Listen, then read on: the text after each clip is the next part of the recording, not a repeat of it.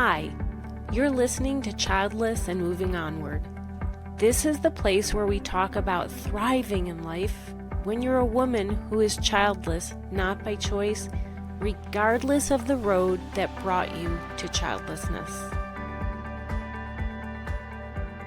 Hi, and welcome to episode 56 of Childless and Moving Onward. This is a podcast where I go through the complex terrain of involuntary childlessness. I explore the difficult emotions, the challenging path of the pain that comes with this, and the possibility of a transformative journey. And for many of us, most of us who have not chosen this path, that transformation is powerful and possible. All right, now, before we get started, I want to give a shout out to Darlene. Thank you for the feedback. It's always helpful, and I appreciate you letting me know that the April holiday episode was, as you said, so good. All right, so today I'm diving into what for many is the most difficult time of the year, Mother's Day. I'm your host, Gail Miller. I'm a physician, life coach, speaker, and I am childless by circumstance, not by choice. Now, although we each have had a different path to this unwanted situation of being childless, the pain is there. Pain is pain. And it is a pain that I'm all too familiar with, just like you. Now, in April, I spoke about how the spring holidays seem to, spring up on us. And they take us by surprise because the winter holidays we see coming for weeks ahead because it's like they start in the fall now. We know the pain that comes with that time of year, and it takes time to recover from it. And just as we think we're back to our baseline, the spring holidays pop up. They come in and take us by surprise for many of us. And now we're in May. And a single day that's coming up shortly is one that can truly take us down. Now, for each person, that's different. For some, the deep pain is a constant and never lets up at all. For some, there are times when you forget, even if briefly, and you feel like you're over it. And then the pain pops up again. And then there are times in life where the pain strikes even deeper than usual. In that category, everyone has a different breaking point. But for many, Mother's Day cuts deeper and more sharply than any other time of the year. And I am one of those people. For me, Mother's Day is a day when the pain comes crashing in on me as if the walls of a building have just collapsed around me. And my chest constricts, so breathing is difficult. The sadness of what I lost feels unbearable. I used to pretend it away. I used to keep myself busy. I was convinced that if I just forced myself to smile because, I was convinced by the whole just be positive push. I thought if I just force that smile, then with it will come the feelings that match it. That's not at all what happened. And the dread would start days before. I'd work tirelessly to force that smile. But I never had any feelings that remotely matched the smile. And then I'd feel guilty for not being able to just be positive. I'd get through the day pushing the pain down as deep as possible. And on the surface, I felt nothing but emptiness, anger, tremendous sadness. But the thing is, it didn't end there. I'd wake up the next day feeling even worse. It seemed to last for days. But things have changed now, and I will talk about that a little bit later. And now, once again, that day is coming close. It's nearing. Now, there are other reasons why Mother's Day can be difficult besides being childless, not by choice. Maybe your mom is no longer alive. Maybe she is, but you have a strained relationship or no relationship. For some, it's not just difficult because of being childless. And the day is one that's filled with landmines. And it seems as if you don't have to even step on any for the pain to explode. There's the pain of the posts showing off the joy of celebrating motherhood, as if we need yet another reminder. The pain of media reports and advertisements and everything you hear at work or just going to the grocery store. Social media posts celebrate motherhood as the only important job for a woman. Advertisements glorify maternal roles.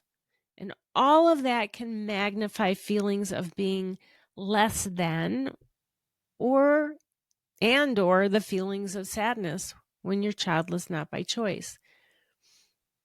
Add to that the public celebrations like events at religious services or community festivals on Mother's Day. It all adds up unintentionally, or maybe in some situations, it may be intentionally in some families, but it all ends up excluding women without children. And it all overlooks our experiences and deepens the pain. Restaurants are filled with families celebrating moms. It seems no matter where you go, the theme is celebration of moms. And that theme is there, for a few weeks beforehand, right? So it's like you can't even go out to a restaurant leading up to Mother's Day without that reminder, Mother's Day brunch. And again, you can't even do something like grocery shopping without the reminder. Now, 2 years ago, I flew out for work on Mother's Day. It was a very, very early flight, and I thought it was perfect because I had left on that flight many times, and it's so early that most people were pretty quiet, even in the airport. There wasn't a whole lot of small talk, people just sitting there trying to stay awake and waiting for the plane. Except it was Mother's Day.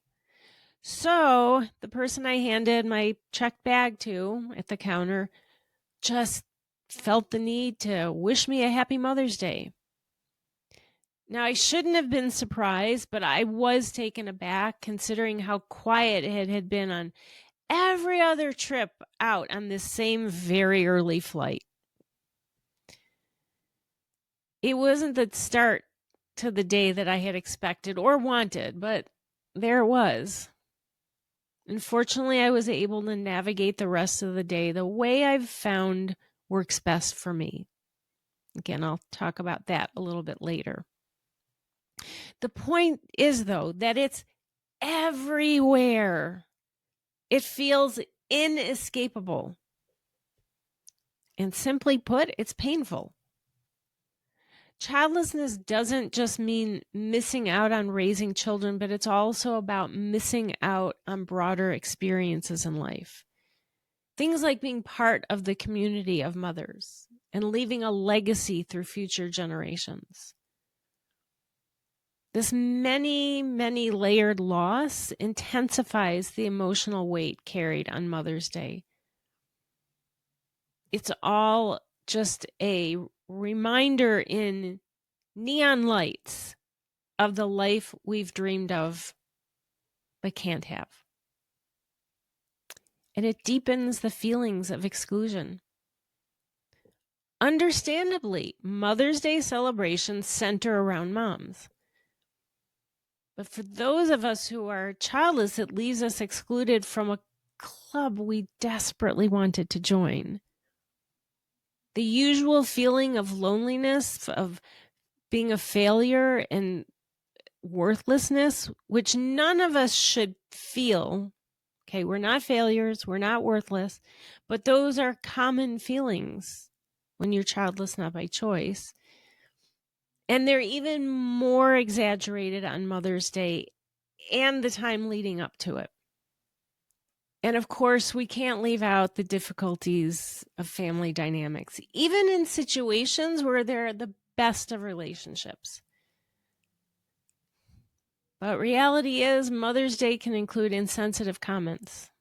Sometimes it also means dealing with your own mother's grief from not having grandchildren from you. Now the question becomes, how do you deal with it? Well, there is no one right or wrong set of activities to help you with the pain of the day or the time leading up to it. But there are some strategies that can help to cope with the holiday so that you can prioritize your well-being and make that a priority. I'm going to focus on one especially. It's the first because it's often the hardest, but it is vital. And it took me a long time to discover this and the real difference it could make for me at this time of year. And what it is acknowledging your feelings and letting yourself feel them. But we usually want to get away from the pain and discomfort, right? So we do what I always used to do, escape, push it away, pretend all is okay, put that forced smile on, and then eventually I'll feel good, which never worked. But everything I used to do, and that is so commonly done, is to avoid that pain. But it's actually essential to allow whatever emotions come up, whether you're feeling sad, frustrated, angry, numb, and even if there's times when you're able to experience moments or more of joy. When you allow yourself to recognize your feelings, you give yourself the chance to work through them instead of pushing them down. Pushing them down is suppressing them. But suppressing uncomfortable emotions doesn't make them go away. In fact, it eventually adds to your discomfort because they stick around, they build up, and they eventually come out in ways that typically don't align with how you want to live your life.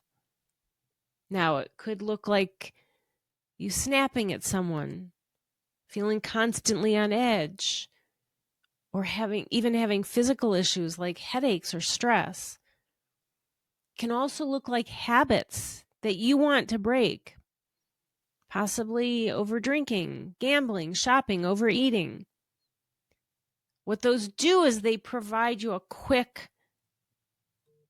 fix, a quick good feeling, a quick high, except it's only temporary comfort.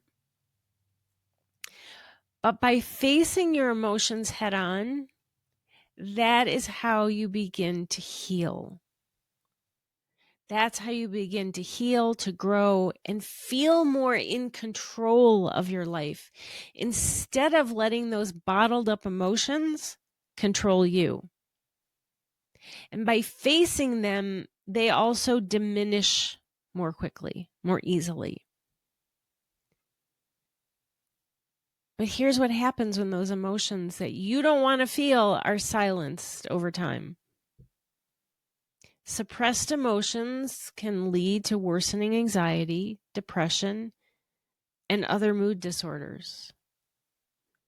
The unresolved feelings, those can end in a cycle of negative thoughts and then paralysis in terms of emotions and taking action. It can also lead to a feeling of detachment, and that only heightens the loss of connection with others. I mean, that's usually already an issue because, of course, that connection without having kids, and everybody around you has kids, there's a loss of some or all connection. Adding to that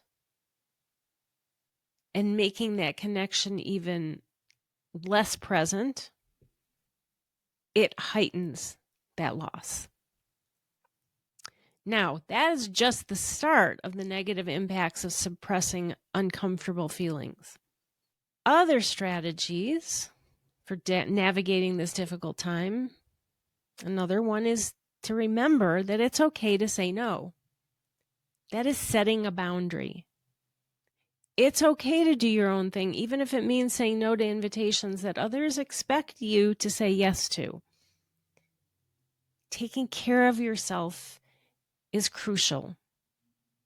Now, if you decide you do say yes, whether you want to or you feel like you should, if you do say yes to plans with others, it's perfectly okay to set limits that honor you and your needs.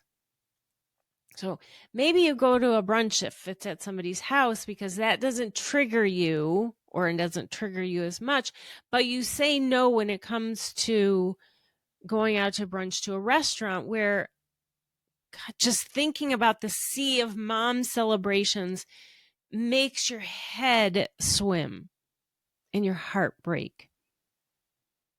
Or you go wherever it is, to wherever the celebration is, but only for part of the time. You don't have to participate in the day-long celebrations. I know many families do that. It's a whole day. Go for part of it and then take the time that you need for you. But it's not just about boundaries with others. It's also about your own personal boundaries for yourself. So take a break from social media. You aren't obligated to be on social media liking posts from friends and family as they celebrate moms. You know what I'm talking about, right? That clicking that like button as the pain cuts right through you and you're holding back tears, or maybe you're not holding them back. But you feel that obligation to like the photos and the videos while the pain is indescribable for you. It's okay to stay away from that. You don't have to like all of their posts. And as with any other holiday, another strategy is to create your own traditions. Celebrate yourself. You don't have to be a mom to celebrate yourself. Do something special for you, whether it's going away for the weekend, whether it's cooking a favorite meal, buying yourself flowers, or binging on Netflix. You don't have to participate in the way that society says you should. This is a great time to let that should go. So I said earlier that I used to try to pretend away the pain on Mother's Day. And what ended up happening is that the week leading up to it and the whole week after, I was cranky. Everything annoyed me. I had zero patience. Everything got on my nerves. And then through coaching, I finally learned that suppressing that pain was only making it worse for me. So I no longer do that. I face that pain and I do what I need to on Mother's Day, which is to spend the time with myself, avoiding the things I know are triggers. I allow the pain. I plan a day of self-care, and part of that is facing the pain, all of my emotions. When my mom was alive, I would take her out to lunch, but I would take her out to a late lunch, and that was it. I didn't spend the whole day with her. I recognized what I needed. And part of what I needed was, if I'm taking her out to lunch, I did it at a late time. It wasn't brunch because that meant the brunch crowds were never ending. I mean, in terms of size, and it was just like this sea of mom celebrations. There was no escape wherever I looked. And that was really difficult for me to navigate. So I started taking her out to eat for a celebration at the end of lunch, not even brunch. It was at the end of the lunchtime meal, or we would go out to dinner because there were many fewer Mother's Day celebrations by that point in the day. And that's what I needed. I gave her the time, but then I took the time that I needed for me. And that was the rest of the day. And the time that I gave her was done in a way that still celebrated her, but honored my needs. So now, actually, I look forward to Mother's Day. It's not quite looking forward to it. It's not a day that is filled with dread leading up to it. It's not how I imagined Mother's Day would be for me, but this is my reality. So I make plans for me, and I don't dread the day like I did before, because I know I'm going to get what I need for that day. I allow the sadness. I stay away from the people who I know will tell me to just get over it, just look at the positive, put a smile on your face, and then you'll start to feel good. All of those and the other nonsensical comments that are anything but helpful. And then after the day of activities that are for me, and after a day of not suppressing my emotions, I cry when I need to. I may be watching something funny and let myself laugh, or I may still need to cry during it. I just let it all be. And after that day of not suppressing my emotions, I wake up the next day feeling back to my baseline. I no longer feel that crankiness the week before and after. So, as Mother's Day is getting nearer and nearer, remember, it's not just okay to feel however you feel. It's actually best for your well-being if you do. The day can be incredibly tough, but it doesn't have to define you or your healing journey. Whether you choose to spend the day creating new traditions or a day of full self-care, whatever self-care means for you, or whether you're spending time with others in a way that honors your needs also, what matters most is honoring your emotions and doing what feels right for you. You don't need to meet anybody else's expectations. This is about prioritizing your well-being. And here is what is most important for you to remember at all times. Know that you're not alone. Many others of us share the same pain and the struggles. Our paths to childlessness differ, but in the end, it's all pain, and pain is pain. But also there's strength in acknowledging and navigating the pain together. Be kind to yourself, set boundaries when you need to, and take the time to nurture yourself in whatever way feels best. You are worthy of love. You are worthy of care. You are worthy of compassion every day. That's it for today, and I will be back with you next week. Thanks for listening to Childless and Moving Onward. I hope this episode was helpful to you. If you liked what you heard, you can get more help from me with my guide, Steps to Overcome Self-Doubt and Feel Worthy When Being Childless Isn't by Choice. Click on the link in the episode notes, or you can find it on my website, pathonward.com. Until next week, thanks again for listening.